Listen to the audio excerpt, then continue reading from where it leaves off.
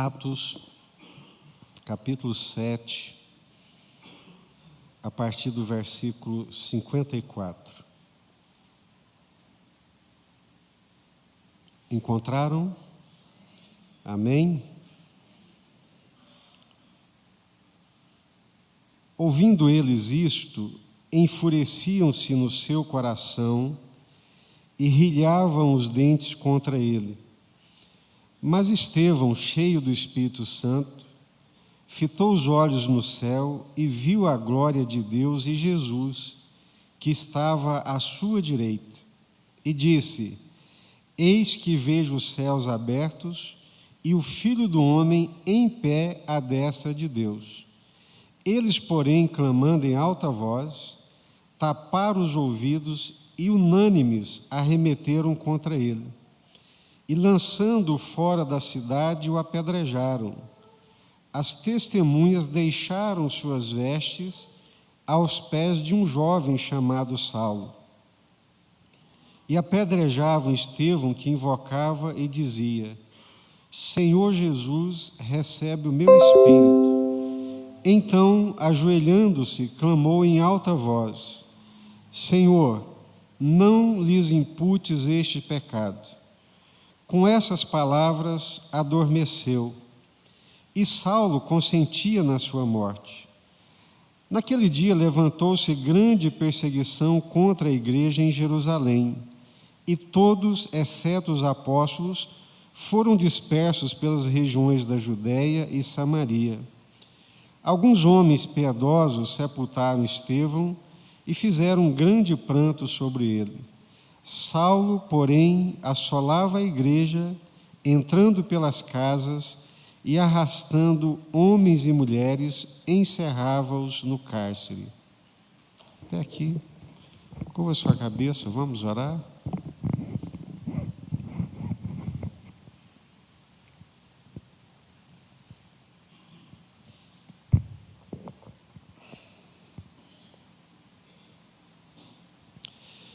Senhor, nós queremos dar graças ao Senhor por esse tempo que o Senhor mesmo reservou para que estivéssemos aqui.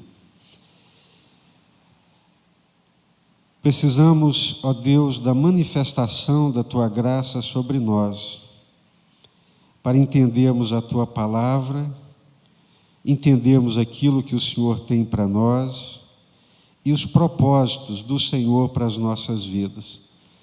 Fala conosco nessa manhã, Senhor, aquela porção que o Senhor mesmo reservou para os nossos corações, que o Senhor possa nos dá-la, Deus, alimentando-nos espiritualmente. Livra-nos de toda perturbação, de toda inquietação e de tudo aquilo que não procede do Senhor. Fala conosco. Nós oramos e clamamos em nome do Senhor Jesus, Pai. Amém.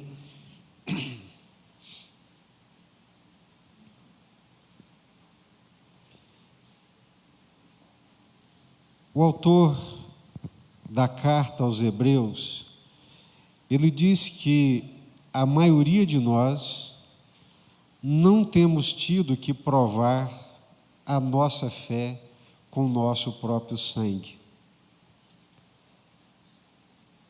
Mas muitos servos de Deus ao longo da história tiveram que dar testemunho da sua fé e selar esse testemunho da sua fé com o seu próprio sangue.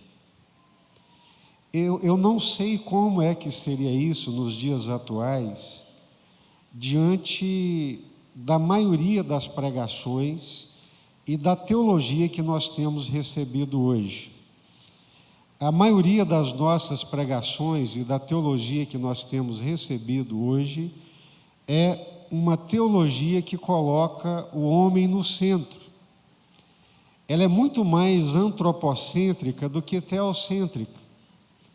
A nossa relação com Deus e o nosso pensamento acerca de Deus, das coisas de Deus e do reino de Deus, é sempre nos colocando no centro e Deus à nossa volta, como se nós fôssemos o centro do mundo e a força motriz de uma roda que faz com que Deus e a sua vontade girem ao nosso redor.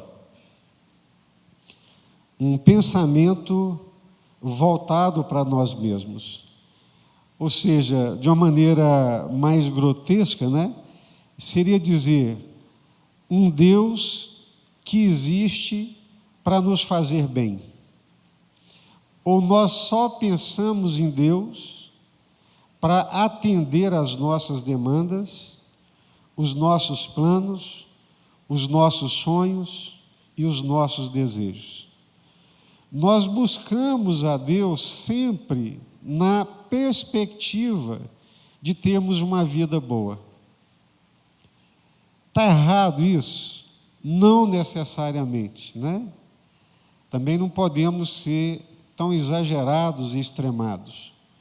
Mas é a motivação. A motivação que nos aproxima de Deus. É aquela velha e boa pergunta: o que é que nós buscamos quando nós buscamos a Deus? Para e pensa um pouquinho. Quando você busca a Deus, o que é que você busca? Um dia o Senhor se manifestou a Salomão, depois de um longo período de ansiedade, de busca a Deus. O Senhor se manifestou a Salomão e perguntou para Salomão: o que você quer que eu te faça, Salomão? O que você quer? Ora, o Deus Todo-Poderoso, que pode todas as coisas, de repente se manifesta a um ser humano e lhe pergunta: o que é que você quer? Diga-me, fala, e eu vou te atender.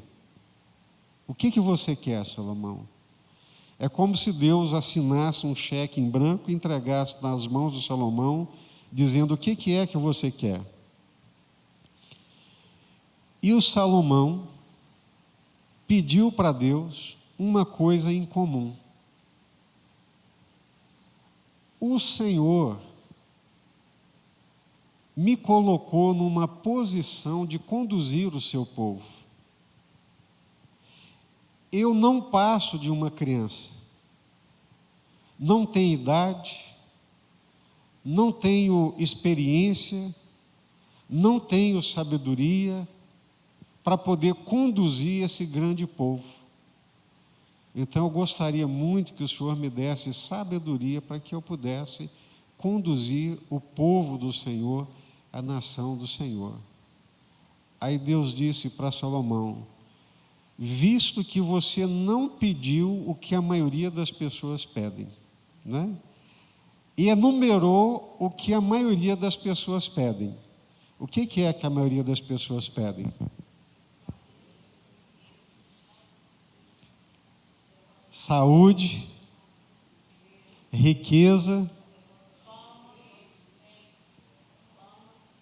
fama, sucesso, prosperidade e paz, a morte dos inimigos. Então, o que é que norteia as nossas orações? O que nós buscamos quando buscamos a Deus? O que nos empurra para Deus, para bater na porta de Deus? Paz, saúde, prosperidade. Prosperidade, saúde, paz, para a gente poder curtir e gozar tudo aquilo que Deus nos conceder. Mas eu pergunto mais uma vez: está errado? Não deveríamos pedir essas coisas? A Bíblia, em momento algum, nos desautoriza a pedi-las. Nós podemos sim, Deus é o nosso Pai. Mas o problema aqui é a relação. Perdão, isso. A motivação, né? A motivação, a nossa relação com Deus. E aí, quando eu olho para essa história de Estevão, um jovem jovem ainda, cheio de vida, extremamente inteligente, um conhecimento da história do povo de Deus, da teologia, do plano de Deus, dos propósitos de Deus, extraordinário. O livro de Atos dos Apóstolos é um livro das pregações, dos sermões, dos discursos em defesa da fé. Nós temos aqui pregações de Pedro, o sermão de Pedro, o sermão de Paulo em Atenas, e temos aqui o sermão ou a defesa de Estevão diante do Sinédrio. E o maior espaço que Lucas dá nos seus escritos de Atos dos Apóstolos é exatamente a essa defesa do Estevão. Dada a sabedoria, dada a importância teológica para a vida da igreja, a análise, a interpretação e a defesa que o Estevão está fazendo. E Deus permite que o Estevão morra, e de uma forma muito violenta. Deus permite. Deus permite que o Estevão seja acusado injustamente. Deus permite que ele seja arrastado para fora do templo com violência e ódio. Deus permite que ele seja lançado num precipício e que lá de cima as pessoas arremetam pedras grandes, esmagando-lhe o corpo e todo o ser. Aí eu fico me perguntando, até que ponto estamos dispostos a permitir que Deus use as nossas vidas? Aí nós vamos percebendo então que quando nós buscamos a Deus, não é a Deus e a sua vontade que nós buscamos. Quando nós buscamos a Deus por causa da nossa vontade.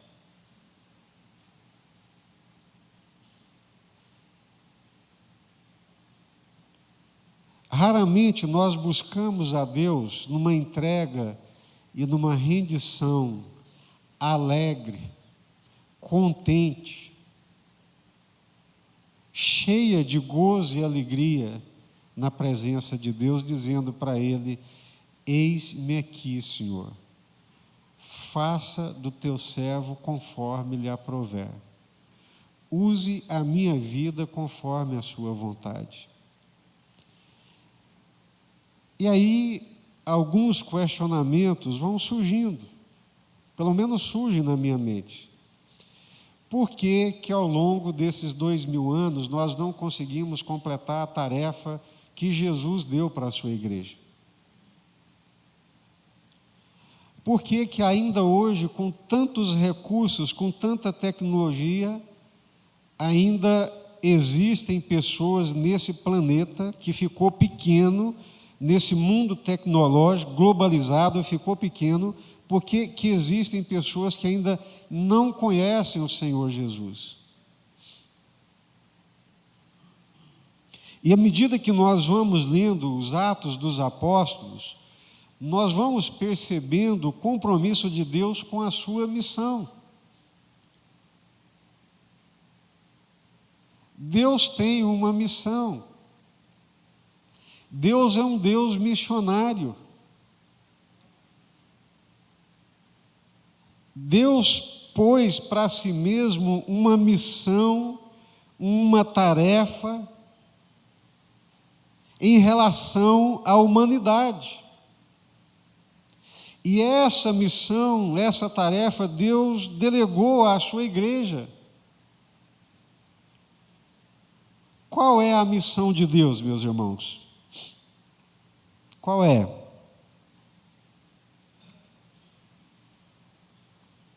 Pode falar. Cadê o nosso microfone sem fio aí para nos ajudar? Qual é a missão de Deus? É simples a pergunta. É uma pergunta simples e que vai exigir também uma resposta simples. Oi? A comunhão do homem com Ele. Fala, Áurea.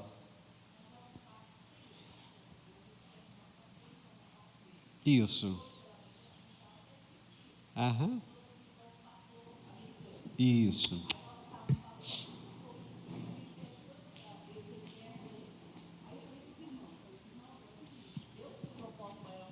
Aham. Ele está lá naquela prisão, mas quantas pessoas da Turquia estão conhecendo esse fato? E Exato. quantas pessoas estão questionando por que aquele homem está preso e está lutando tanto pela libertação? Então eu falei para os irmãos, falei, gente, vamos orar para Deus fazer a vontade dele. Porque nós é que fomos negligentes, porque nós não pregamos tanto como devíamos ter pregado, não oramos tanto como devíamos ter orado, não contribuímos tanto quanto devíamos ter contribuído, por isso que o evangelho ainda não espalhou em todo lugar, né? Então eu creio assim, aquele irmão, o pastor está lá, mas para a glória do Senhor, não sei se vai ser liberto, né? Mas pelo menos sim, grande parte de irmãos estão orando e outros irmãos lá que são de outras religiões estão sabendo porque ele está lá preso por causa de Jesus também, Ok. né? Amém.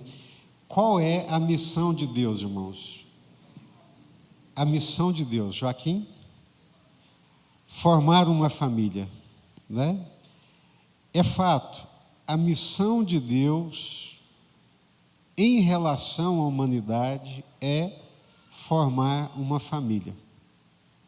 Por que Deus cria o ser humano? Por que Deus criou o ser humano? Para ter comunhão com Ele, para ter um relacionamento com Ele, para viver uma vida com Deus. Deus e a relação com Deus é a razão, é o sentido da vida e da existência do ser humano. Você crê nisso, irmão? Crê nisso de todo o coração? Já pensou nisso? Então vamos lá. A razão, o motivo, o sentido da vida e da existência do ser humano é o seu relacionamento com Deus. Sem um relacionamento com Deus, o que acontece com esse ser humano? O que acontece com o ser humano sem um relacionamento com Deus? Oi? O que acontece, irmãos?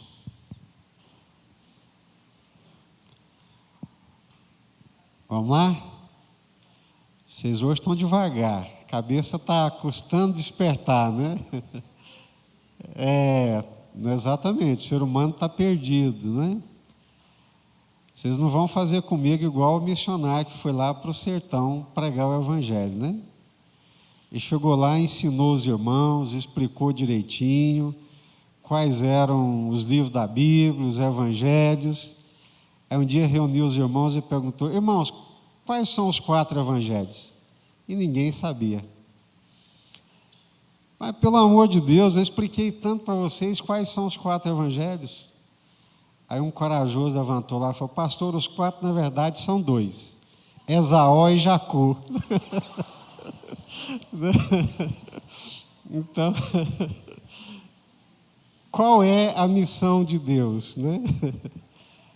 A missão de Deus, meus queridos irmãos, é o resgate da humanidade. Exato, Deus criou o ser humano, deu liberdade para esse ser humano, e esse ser humano escolheu se afastar de Deus. É o que nós vivemos e continuamos vivendo até os dias de hoje. Pessoas que tentam levar suas vidas sem Deus. Eu fico impressionado, eu ligo a televisão, assisto filmes, mas em nenhum momento transparece ali a presença de Deus, a invocação de Deus, a necessidade de Deus. Então, o ser humano, ele escolheu viver uma vida longe de Deus, tocar a sua própria vida, viver do seu jeito. Isso se chama morte. Longe de Deus, sem estar ligado a Deus, o ser humano está morto. É uma árvore infrutífera. É uma nuvem sem água, sem chuva. Não tem vida, não produz frutos. É uma existência sem sentido, esvaziada, completamente esvaziada de sentido. Por isso que quando o pastor Hélio fez aquela pergunta, o que seria de você sem o Senhor na sua vida? Não dá para imaginar.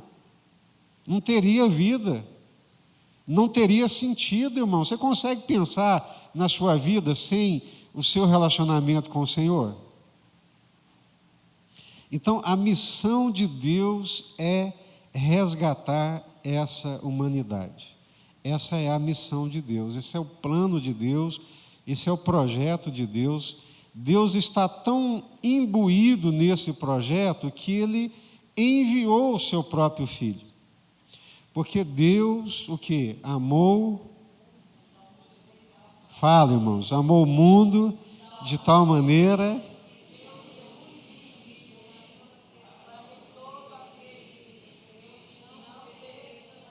tenha a vida eterna. Então, Deus amou o mundo, esse mundo humano, essa humanidade de tal maneira,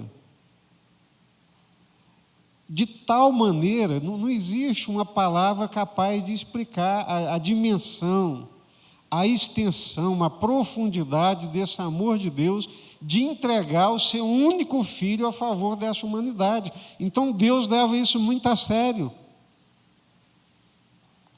E Deus entende que se não for a partir dele, esse resgate não acontece. Eu fico assim, observando algumas coisas. É de se esperar que o mais velho ensine o mais novo. É de se esperar que o pai, a mãe, deem suas vidas em resgate dos seus filhos. Agora, de vez em quando, a gente encontra alguns pais aborrecidos com os filhos e não têm a coragem e a ousadia de dar o primeiro passo para a reconciliação. E vai passando a vida esperando que o filho é quem dê o passo para a reconciliação. Ora, gente, se o próprio Deus, Santíssimo, Criador dos céus e da terra, que não precisa de nada, de absolutamente nada, quem deu o passo em direção à reconciliação foi Deus. E não foi um passo qualquer, não foi um passo simples. Foi um passo extremamente doloroso. Entregou o seu próprio filho. Para quê? Para nos reconciliar com Ele. Para que nós pudéssemos ter paz com Deus. Nós éramos inimigos de Deus. Para termos paz com Deus, Ele deu o primeiro passo. Ele entregou o seu filho. Ele derrubou barreiras. Ele veio até nós. E veio até nós, por meio de Jesus, assumiu a forma de servo. E na condição de servo, foi o mais humilhado de todos os homens. Para quê? Para que nós pudéssemos ser reconciliados com Deus. Hoje a gente canta, aleluia, glória a Deus, louvado seja o nome do Senhor, obrigado, Senhor. Mas quem deu o passo inicial para essa reconciliação foi Deus. Amém? Então, essa é a missão de Deus. Deus está de olho nessa missão. E é assim que nós precisamos entender a nossa vida e a vida aqui do Estevão. O Senhor Jesus, em Atos, capítulo 1, depois de ressurreto, 40 dias ressurreto ali junto com os discípulos, né? Depois de ressurreto, comendo, bebendo, ensinando das coisas do reino de Deus, aí Jesus diz para ele: olha, recebereis poder ao descer sobre vós o Espírito Santo e ser-me-eis testemunhas. Onde? Tanto em Jerusalém, quanto na Judéia, Samaria e até os confins da terra. O Pentecostes veio, o poder de Deus veio, o Espírito Santo veio, a igreja foi formada e eles não saíram de Jerusalém. Eu já falei para vocês, de Atos 1:8, vamos pegar o Pentecostes, do Pentecostes, Atos capítulo 2, até Atos capítulo 8, são passados quantos anos? Em quanto tempo você lê de Atos capítulo 2 até Atos capítulo 8? Quantos minutos? 10 minutos. Mas de Atos capítulo 2 até Atos capítulo 8 são passados quantos anos? Do Pentecostes até a perseguição da igreja aqui, quantos anos são passados? Isso mesmo, 15 anos. Então, meus queridos irmãos, a morte do Estevão, ela é um instrumento que desaloja a igreja. Com a morte do Estevão, algumas coisas aconteceram. Primeiro, a dispersão da igreja, que se recusava a sair de Jerusalém. Então, Deus transforma tragédias em coisas surpreendentes, em coisas boas. Agora, a questão é, será que Deus pode usar a nossa vida até esse ponto? Até que ponto que eu estou disposto a permitir que Deus use a minha vida, quando a maioria das mensagens, das pregações que eu ouço é de um Deus que me serve? É de um Deus que está aí para me servir, para me fazer bem, para me dar uma vida boa. E quando eu busco por uma vida boa. Então os meus ouvidos estão tapados para qualquer possibilidade de Deus querer usar a minha vida. Porque a minha consciência, ela foi formada teologicamente numa perspectiva de um Deus que me serve. E que não é bíblico. Não é a missão de Deus. Então, Estevão, ele está sintonizado com Deus, com a vontade de Deus, por quê? Primeiro, porque ele é um homem cheio do Espírito Santo. Um homem cheio do Espírito Santo, isso é falado várias vezes desde quando Estevão é mencionado aqui em Atos dos Apóstolos. Ora, se eu sou cheio do Espírito Santo, o Espírito Santo vai me conduzir a Deus e a sua vontade. Mas se eu sou esvaziado do Espírito Santo, carnal, a carne vai me empurrar para a minha vontade. A carne é a minha vontade. A carne é a minha natureza. Aí na carne, segundo a carne, eu vou me relacionar com Deus tentando puxar Deus para a minha vontade, para fazer a minha vontade. Mas se eu estou sendo conduzido pelo Espírito, cheio do Espírito, então o Espírito vai me conduzir para Deus e para a sua vontade. As consequências imediatas da morte de Estevão é a dispersão de uma igreja que se recusava a sair de Jerusalém.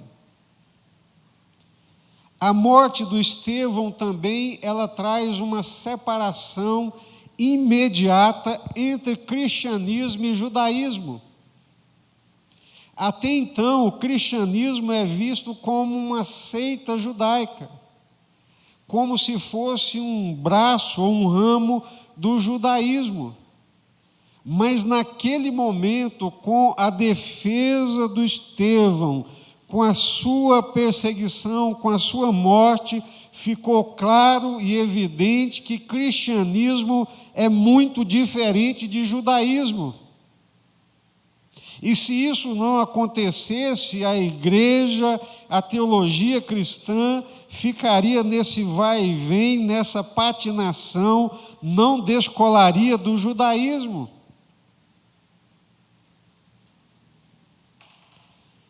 E a outra coisa, talvez a mais importante de todas, a morte do Estevão tem um impacto arrasador na vida daquele que conduzia a sua morte. Quem que era? Saulo de Tarso. Um jovem legalista, fariseu de fariseus, quando viu o testemunho, a maneira como aquele homem morreu, dizendo que estava vendo a glória de Deus, e, acima de tudo, perdoando aqueles que o matavam, certamente isso causou um impacto muito grande na vida de Saulo. Mas até que ponto nós estamos dispostos a permitir que Deus use as nossas vidas, os nossos bens?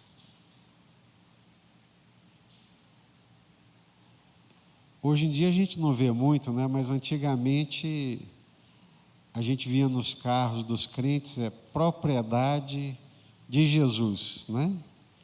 Eu achava bom ver aquele slogan, né? Propriedade de Jesus. Só na vidraça, né? Mas quando Jesus, se em algum momento precisasse daquele carro, a gente ia saber de quem que era a propriedade do carro, né? Até que ponto estamos dispostos a permitir que Deus use os nossos bens, a nossa saúde? Grandes homens de Deus morreram muito jovens. Calvino, se não me falha a memória, morreu com 56 anos de idade. Mas ia dormir todas as noites por volta de meia-noite, 1h da manhã, com a luz de lamparina, a luz de vela, lendo, estudando e escrevendo textos, comentários, estudos sobre a palavra de Deus. Hoje, nem com toda a tecnologia que nós temos, é difícil encontrar alguém que consiga escrever vivendo mais tempo, tanto quanto o Calvino escreveu. Você vai encontrar comentários de quase todos os livros da Bíblia, de uma época que não tinha computador, não tinha energia elétrica e que era escrito à luz de vela. Aí a saúde desgasta. O Spurgeon morreu com 58 anos de idade. E a quantidade de escritos, de textos, de leituras, né, de comentários que existe, é uma coisa assustadora. Mas se desgastaram.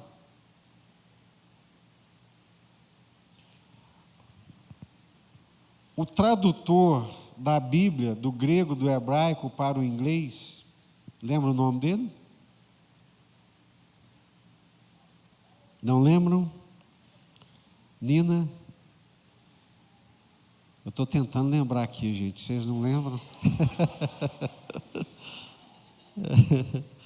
A versão King James. William.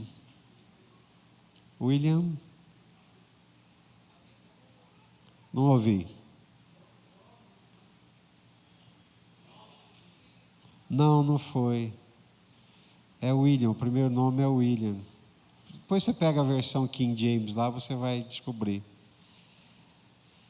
Morreu extremamente jovem, porque foi perseguido pelo rei da Inglaterra, teve que se refugiar em outros países por causa do frio, as pneumonias, as dificuldades, foge de um canto para outro sendo perseguido, pagou um preço muito alto. A saúde foi desgastada em prol da causa de Deus. Morreram jovens, deram as suas vidas em prol da causa de Deus. Até que ponto estamos dispostos a permitir que Deus use as nossas vidas, nossos bens, nossa saúde, enfim, a nossa própria vida, como foi o caso de Estevão. Estevão e muitos outros dos apóstolos, né?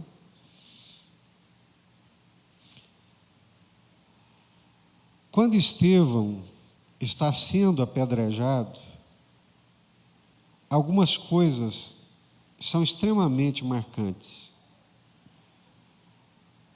No texto que nós lemos, a partir do versículo 54, diz que eles se enfureciam, rilhavam os dentes, mas Estevão, cheio do Espírito Santo, fitou os olhos no céu e viu a glória de Deus e Jesus que estava à sua direita.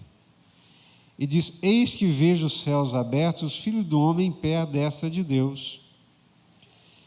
Lançaram-no fora da cidade, apedrejava Estevão, que invocava e dizia: Senhor Jesus, recebe o meu espírito.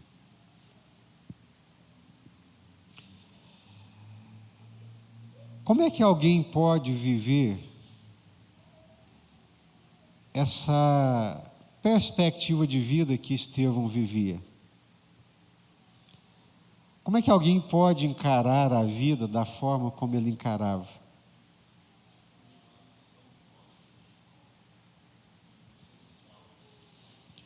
Quando os olhos estão postos no reino celestial. É a forma, ou seja, a esperança do Estevão, a perspectiva de vida dele era movida por uma esperança eterna. Ou seja, diante da maior adversidade que existe, os olhos estão postos nos céus.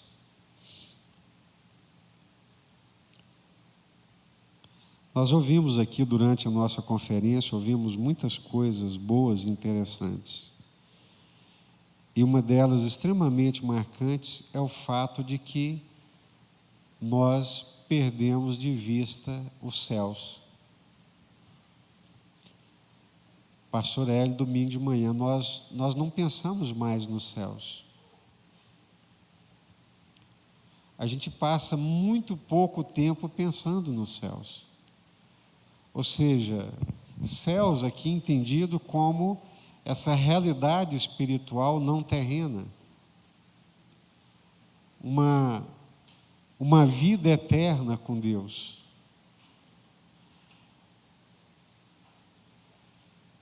Uma das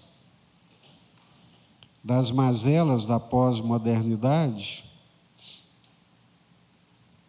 é que nós nos agarramos ao tempo presente.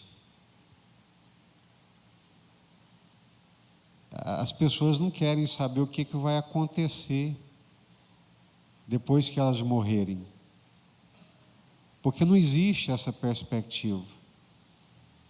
toda a construção de consciência está limitada ao tempo presente e à terra. Meu amigo, se você servir Jesus, se você andar com Jesus, você vai viver eternamente com Deus. Isso não faz sentido. Eles querem os céus aqui. Eles querem viver uma vida celestial aqui na terra e no tempo presente. Mas Estevão não. O Espírito Santo lhe dava condições e a percepção de que a vida, a verdadeira vida, ela não acontece aqui. Ela acontece noutro momento, de uma existência plena em Deus e com Deus.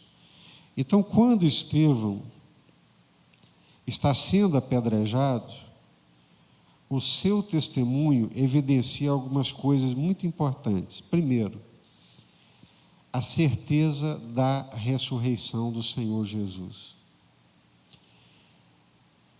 Aqueles que o apedrejavam tinham visto Jesus sendo crucificado e sepultado, mas não tinham visto Jesus ressurreto. E agora, quando eles estão apedrejando Estevão, o que o Estevão fala? Eis que eu vejo os céus abertos e o Filho do Homem à destra de Deus. Está escrito aí.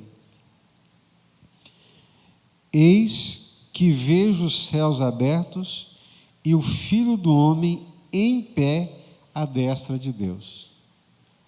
Ou seja, aquele Jesus a quem eles haviam crucificado, sepultado, que eles julgavam que estava morto e acabado, não está. Ele está vivo, à destra de Deus Pai Todo-Poderoso. Tem todo o poder e toda a autoridade. Irmãos, entender isso muda a nossa vida. Viver de acordo com essa realidade muda a nossa vida, muda os nossos pensamentos, muda a nossa maneira de encarar a vida. Jesus está vivo, tem todo o poder e tem toda a autoridade. Jesus está vivo, Jesus está vivo, Jesus tem todo o poder, Jesus governa, Jesus está presente, Jesus interfere, isso muda a nossa vida. Nós não vivemos naquela perspectiva miúda e apequenada de uma existência presa ao mundo terreno. O Senhor Jesus, Ele está vivo, tem todo o poder e toda a autoridade. Amém? A morte não pôde retê-lo. Ele venceu a morte, Ele venceu o império das trevas, Jesus venceu o pecado. Glória a Deus. É isso que essa morte de Estevão está testemunhando. Vocês estão me matando por causa daquele que morreu e está vivo. Eu estou vendo. Eis que vejo os céus abertos, a glória de Deus e o Filho do Homem em pé à destra de Deus Pai. Glória a Deus. Senhor Jesus, recebe o meu espírito. E apedrejava Estevão, que invocava e dizia: Senhor Jesus, recebe o meu espírito.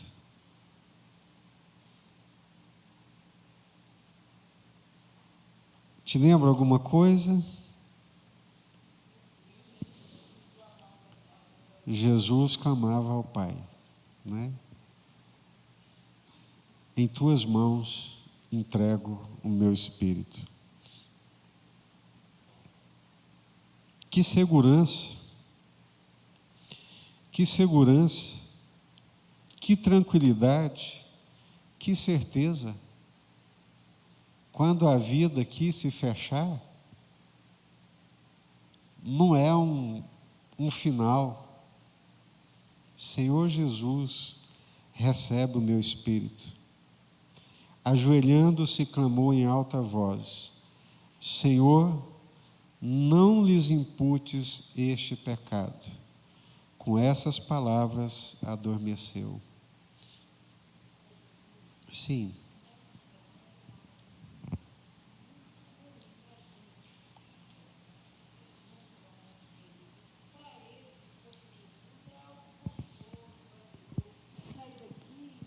Exato.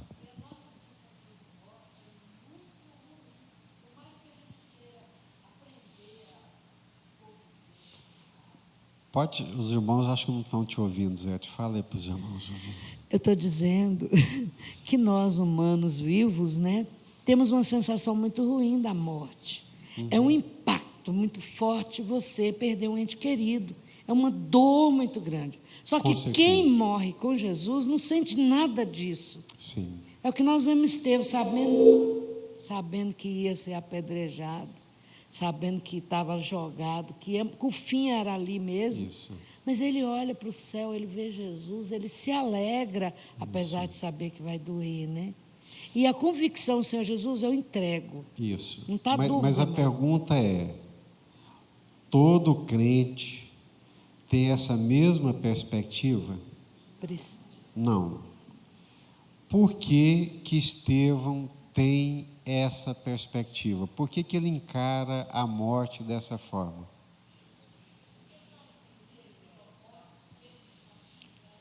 Porque Estevão era um homem cheio do Espírito Santo.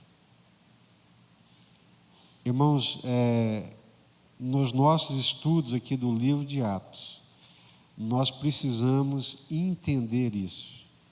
Viver uma vida cheia do Espírito Santo é viver uma vida cheia da vontade de Deus. Viver uma vida cheia do Espírito Santo é viver uma vida com os pés na terra e a cabeça nos céus. Viver uma vida cheia do Espírito Santo é o que nos possibilita enxergar a realidade da forma como Deus a enxerga. Mas aqui eu insisto no ponto. O problema é que nós temos o Espírito Santo, mas não vivemos uma vida cheia do Espírito Santo. Aí, se nós não somos cheios do Espírito Santo, nós encaramos a vida numa perspectiva humana, numa perspectiva terrena. Nós não temos o vigor, a força, o poder e a autoridade que o Espírito Santo dá para a gente perceber as coisas da forma como Deus percebe. Então, isso é uma grande diferença. Isso faz uma grande diferença. Você lê a história do Estevão aqui, várias vezes vai dizer que ele era um homem cheio do Espírito Santo. Estevão cheio do Espírito Santo, Estevão cheio do Espírito Santo. Então, quem está cheio do Espírito Santo, ele enxerga a vida e a realidade da forma como Deus enxerga. Amém? Porque essa questão da realidade, né, o que é a realidade? O que é real? É uma grande discussão filosófica, né? O Platão chegava a dizer que o que nós vemos aqui, o mundo aparente, não é o real. Que o real é o invisível, é o espiritual.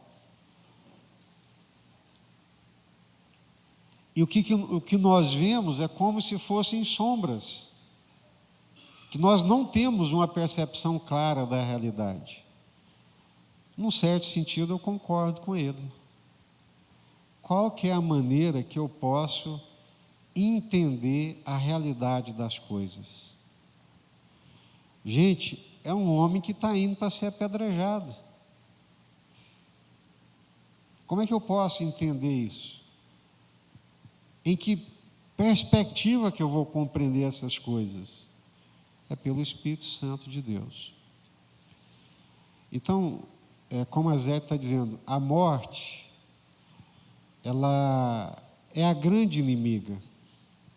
causa dores, rasgo, separação, frustração, nos debilita, mostra a nossa fragilidade, né? Essa semana eu tive com o João Pereira umas 2 vezes e Deus operou um milagre na vida do João. Eu não sei se ele está nos vendo, mas eu estive visitando ele no hospital. Eu cheguei em Goiânia, né? Quando eu cheguei no hospital, que eu entrei na UTI, o João mal falava, mal dava conta de respirar. Aí depois ele saiu da UTI, eu cheguei lá, falei, João, como é que está, meu irmão? Ele, muito fraco, senhor. Não dava conta nem de falar, fraco, não tem força para nada. E hoje estava na casa dele, comendo mocotó. É um milagre, não tem outra explicação. Aí eu cheguei, João, como é que está? Pastor, o senhor acha que isso aqui vale alguma coisa? Essa matéria aqui vale alguma coisa? Aí a Mir falou assim, João, o pastor prega lá quase todo domingo que a carne, a matéria não é nada.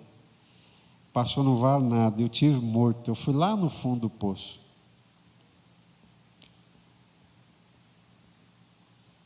A gente corre tanto,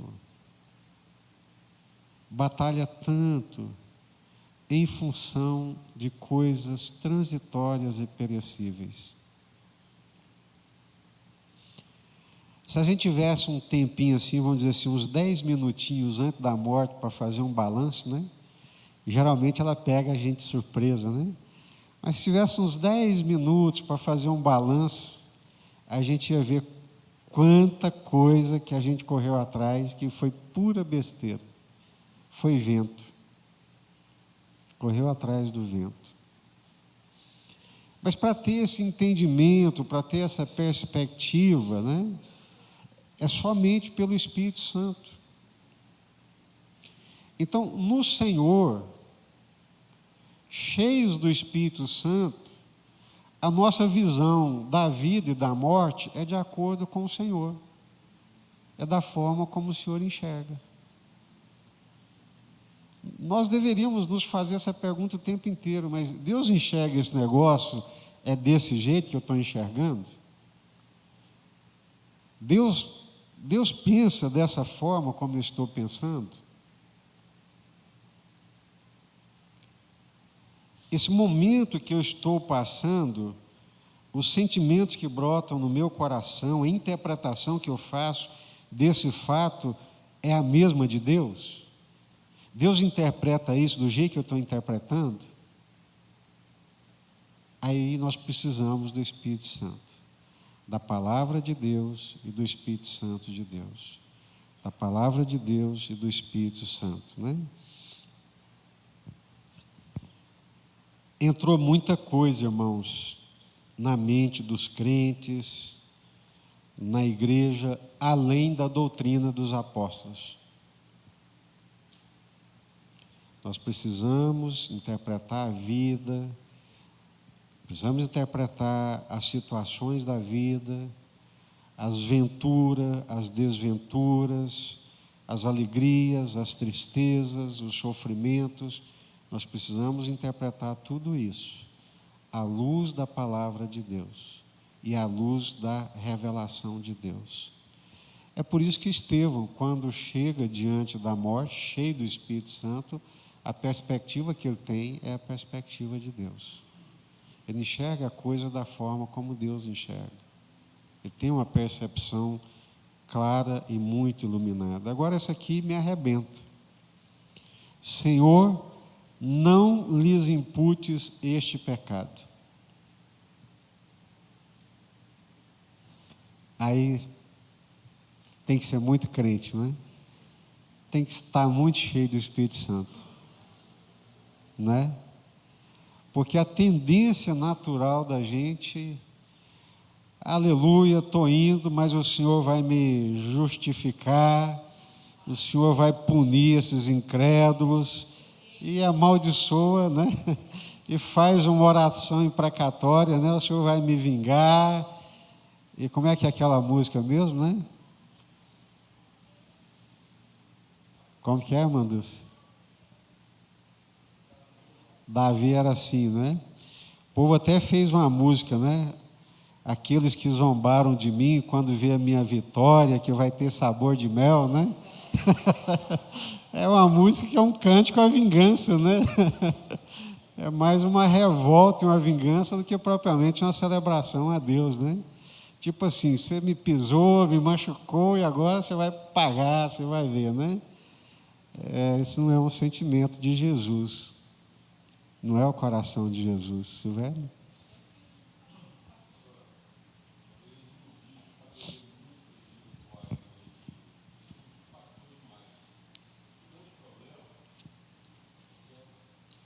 A gente sabe, a gente pratica isso nos fins de semana, no domingo, mas eu lembro de uma pregação do senhor pela manhã, no domingo da manhã, que nós, assim, nascemos para poder, nem é questão de ter prazer no pecado, mas o que nos afasta é justamente as nossas obrigações como pai de família. Isso. E aí a gente vai afundando em trabalho, responsabilidade, criando filho, tudo, e não se enche do Espírito Santo como tem que se encher. Exatamente. E para mim hoje, ver aqui na mente aqui, talvez uma pessoa, para os dias atuais, tão cheia do Espírito Santo de Deus, que há muito tempo não vi um vídeo como esse, um vídeo que o senhor mandou daquela senhorinha lá que... Aquilo ali, para mim, na prática, é uma expressão de uma pessoa cheia de Espírito Santo nos dias de hoje. Vocês viram lá, né? 78 anos de idade, limpou o terreno equivalente a não sei quantas caçambas, né? Mais de 20 caminhões de não sei... 18 caçambas ela limpou no braço, arrastando a terra, na expectativa de construir um lugar para reunir as pessoas para ouvir a palavra de Deus, né? Impressionante. É isso aí. Mas o ponto, né, que eu quero abordar aqui para encerrar: Senhor, não lhes imputes esse pecado. O que Estevão está pedindo ao Senhor? Perdoar. É o que o Senhor Jesus fez. Não ficou, irmãos, nenhum espinhozinho de amargura no coração dele. Nenhuma mágoa, nenhum ressentimento. Meu Deus. Só Jesus, só o Espírito Santo.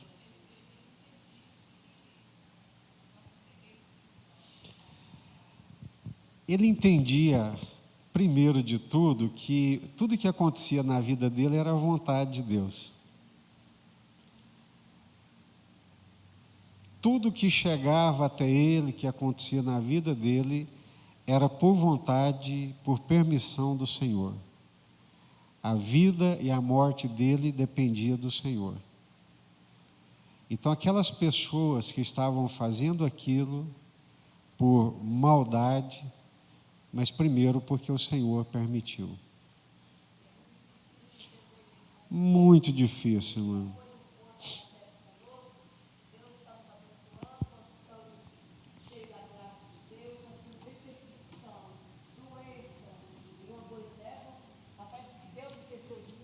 Exato. Muito difícil.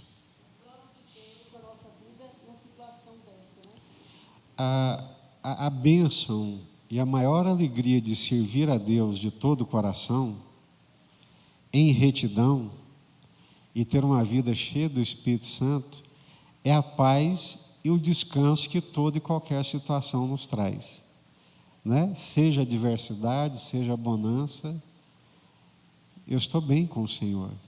Meu coração tem paz com Deus. Agora, essa parte é realmente muito difícil, irmãos. Ter um coração limpo, sem mágoa, sem ressentimentos, é uma ação do Espírito Santo de Deus. É um milagre da parte de Deus na nossa vida. Porque a tendência natural, humana de todos nós é de nos ressentirmos, é de ficarmos magoados com uma rejeição, com uma tapiação, com uma traição. Não vou nem dizer nesse caso aqui, né, que é um juízo fraudulento, uma maldade sem precedentes. Imagine se arrancado ali por aquelas pessoas, né, com um olhar de ódio e de revolta, por não ter feito nenhum mal. Ser objeto do ódio, da injustiça, traz dores e pesares e sofrimento para todos nós. Agora, guardar isso no coração, com mágoa, com ressentimento, é desagradar a Deus e adoecer espiritualmente. Sim, Wilson.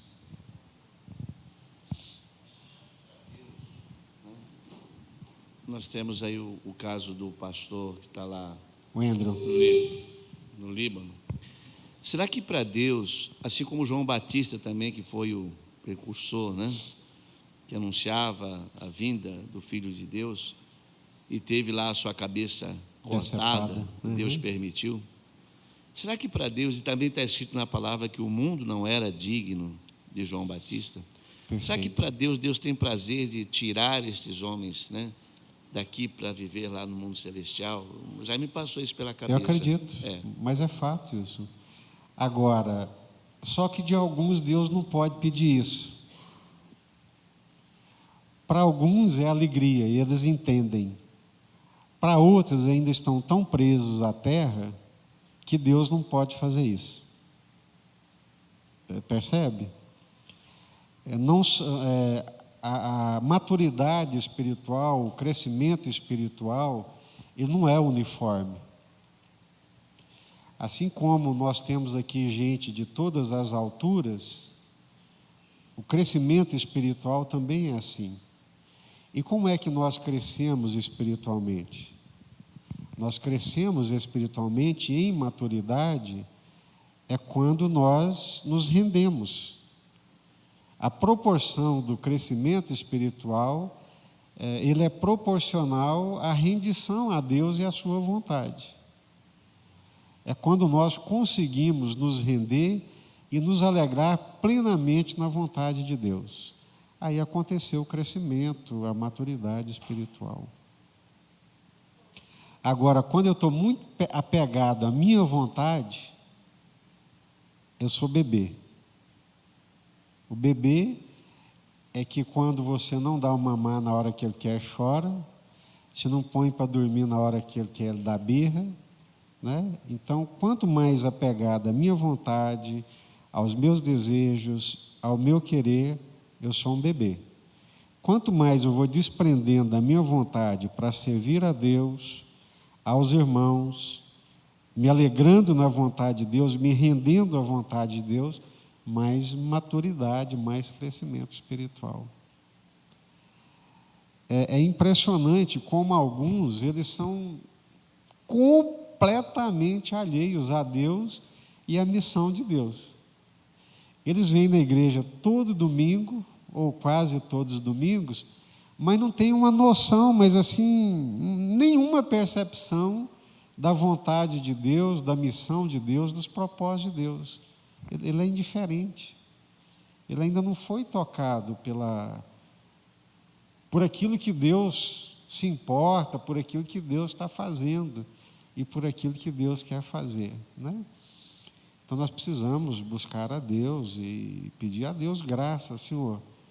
Eu não quero passar a minha existência imaturo, quero crescer no Senhor, na sua vontade, para a sua glória.